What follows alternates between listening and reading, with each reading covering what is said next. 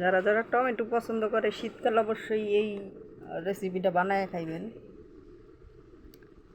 Tomato ketchup না, actually এটারে বলে হইল গিয়া টমেটো চাটনি। ভাইরাল হয়েছিল মনে হয় গেছে বছর। যাই হোক, আমি এবার ট্রাই করতেছি।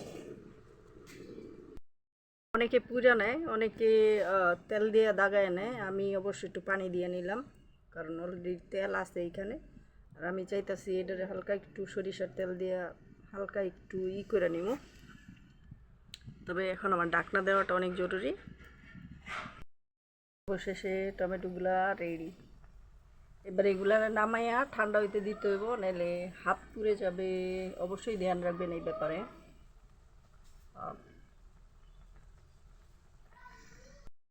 যে আমি এগুলা পালায় দিতে হইব। এখনো গরম। এই যে আমি পেঁয়াজ মরিচ কাইটা নিয়েছি। তো অনেকে শুকনো মরিচ দেয়, শুকনো মরিচ দিলে নাকি ভালো লাগে অনেক, কিন্তু আমার কাছে যে ঝাল কমালা যে মরিচটা, ওইটা এই মুহূর্তে অ্যাভেলেবেল ছিল না, এই কারণে দিলাম না। আর আমরা শুকনো মরিচ এতটা পছন্দ করি না, খাই না। আর সত্যি কথা বলতে শুকনো মরিচ যতটা পারেন এড়ায় চলবেন। শুকনো মরিচ স্বাস্থ্যের জন্য অনেক খারাপ।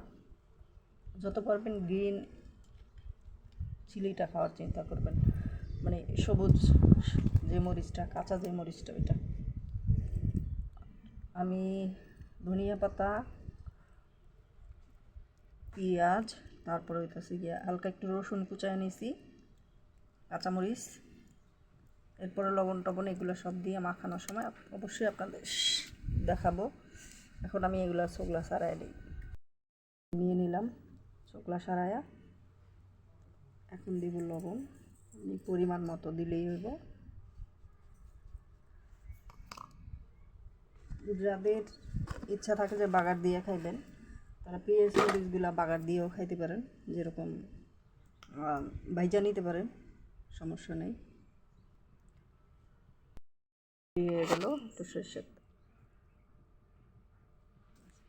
এই যে সরিষার তেল।